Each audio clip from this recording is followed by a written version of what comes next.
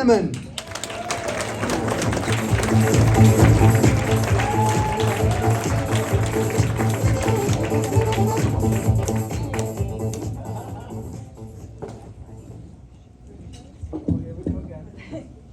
Oh, okay. That's good. You can still hear me? Okay, good. So yeah, my name is Sasha, and I have bipolar, OCD, and stage 4 breast cancer. Apparently, this is the worst Tinder profile ever. I also had a bilateral mastectomy, and now I'm completely flat. This isn't what I meant when I told my psychiatrist, hey, I need to get something off my chest. Being bipolar, I'll feel a little euphoric, which is great because it helps me to face things I normally hate doing, like my taxes. My return would be done wrong, but whatever. The bank would be trying to deposit an Xbox, a pizza, and a basket of kittens. Mania can also cause delusions and paranoia. At one time, I thought aliens were trying to implement chips into me. But now I can do that myself. They're called Doritos. Almost 30 years ago, I had my first hospitalization, and it was the Club Med of psych wards. Activities included making macrame plant holders and getting your tan at a sad lamp. They also incorporated a lovely exercise program there. It's called Stand Here and Be Sad.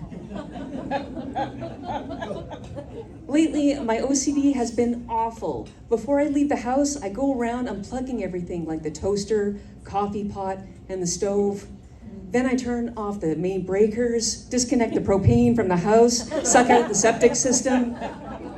Some days I feel it's easier just to burn the house down and rebuild. Needless to say, I don't get out much. I'm now on a new chemotherapy that causes loose bowels, and I figured, hey, I've been on painkillers for the last 3 years. Maybe it'll help me clean house. Well, it was like I was on top of the Apollo 8, where I blew through the roof and circled the moon 10 times and ended up somewhere in the Pacific Ocean. Which totally sucked because I didn't have time to unplug the toaster, the stove, the coffee pot. By a round of applause, how is everyone feeling tonight? Ah, that's so great. So I think about dying a lot. Since being diagnosed with stage 4 cancer, I get a lot of people giving me advice about their miracle concoctions that'll cure me.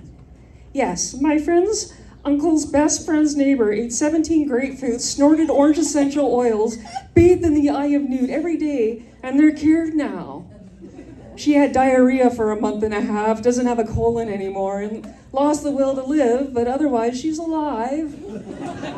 Barely.